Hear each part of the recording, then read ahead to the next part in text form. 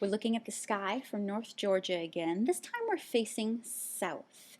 You'll see the moon higher in our view there on our screen towards the east still. Now we'll notice a few other bright objects across the sky that are not stars, but planets. We have 3 bright planets out in the sky in the evening after sunset. Bloody Mars is a bit more to the east. That is named for the Roman god of war, the red planet.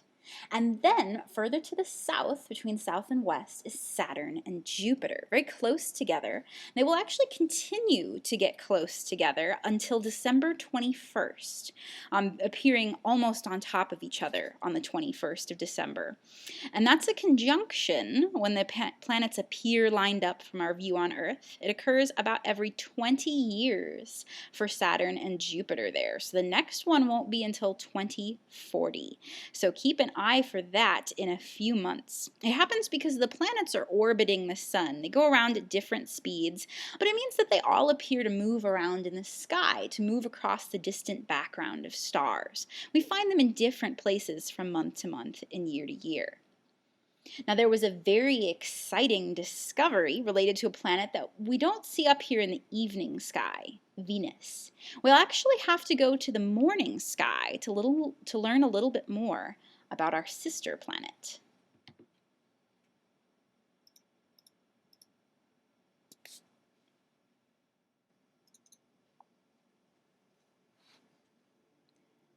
As the Earth turns, we'll go to later, through the evening, to the morning sky.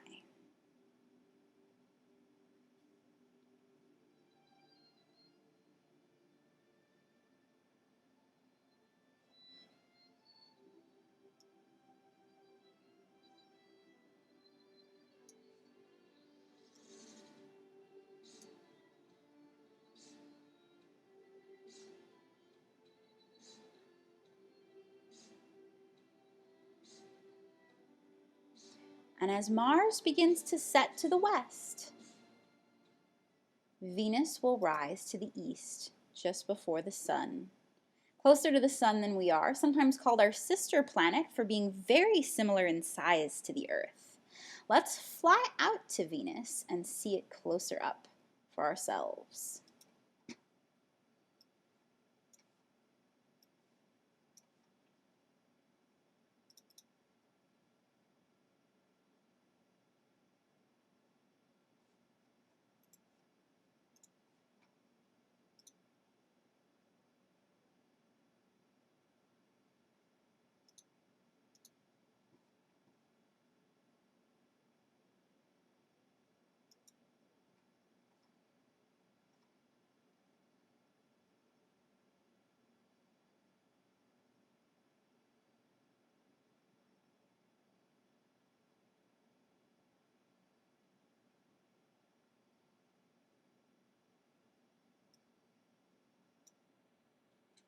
Venus may be almost the same size as Earth, but it's different in quite a few other ways.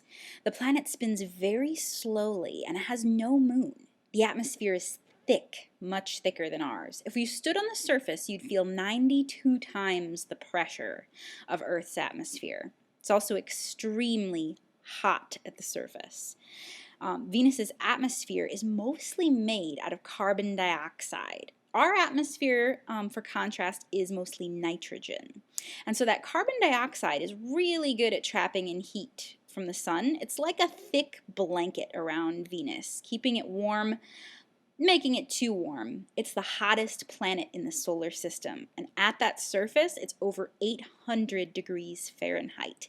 It's hot enough to melt lead just by setting it out. That high heat and pressure, it makes it difficult to land spacecraft on Venus.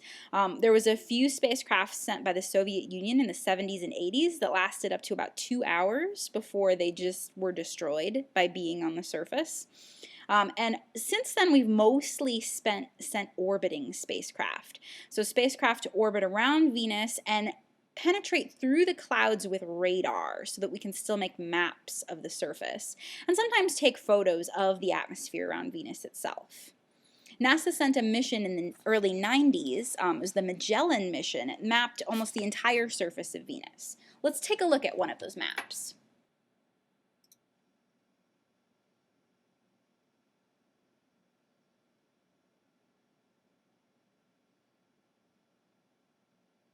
So here we're seeing a map of the surface of Venus beneath the clouds created by Magellan.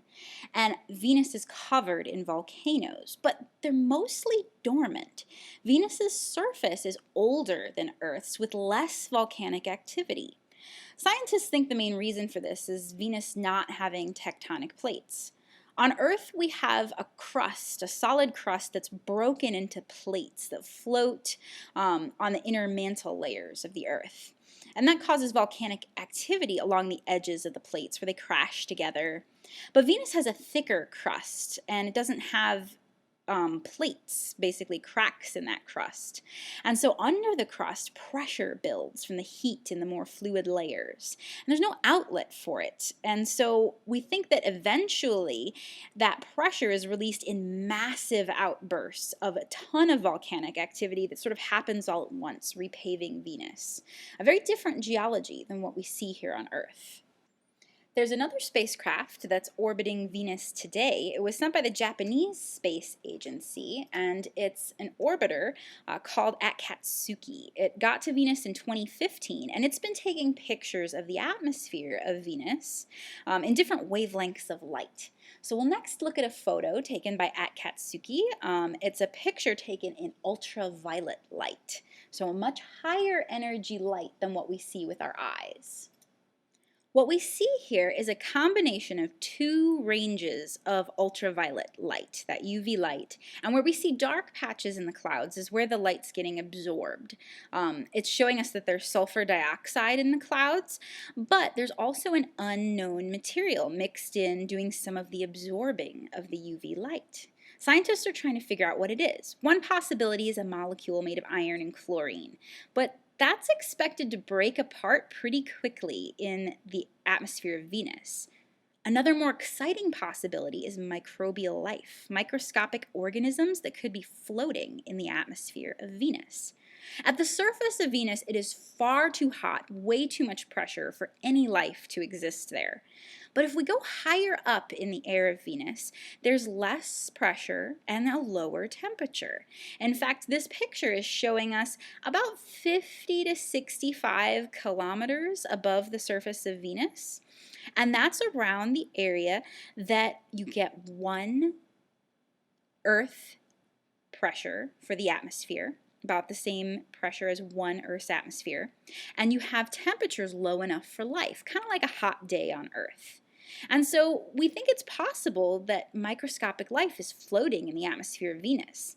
This idea gained a lot more traction recently. A paper was released by an international team of scientists where they looked at spectra, so light signature of Venus, taken with radio telescopes. So this is a much lower energy type of light than what we see here. But they were able to find a signature of phosphine gas.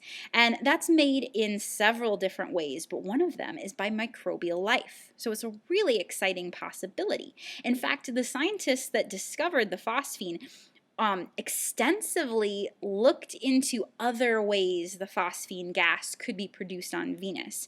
And they knew the amount of phosphine, they could measure that from their data, and so they were able to rule out a lot of possibilities. Pretty much every single known chemical reaction, volcanic activity, lightning, meteors delivering phosphine, pretty much none of it would make the amount of phosphine that we're seeing in the atmosphere. So the possibility of microscopic life on Venus is seeming more and more plausible. In fact, it's exciting enough that we want to go explore Venus more. We haven't found life yet, but maybe we will if we actually send a spacecraft to Venus, especially maybe to probe in the atmosphere and try to directly measure what's there. And so NASA has said that they plan to choose a mission next year that would be dedicated to returning to Venus to search for alien life in the atmosphere. It might include probes that are floating on balloons, or possibly drones flying through the atmosphere, searching for that microscopic life.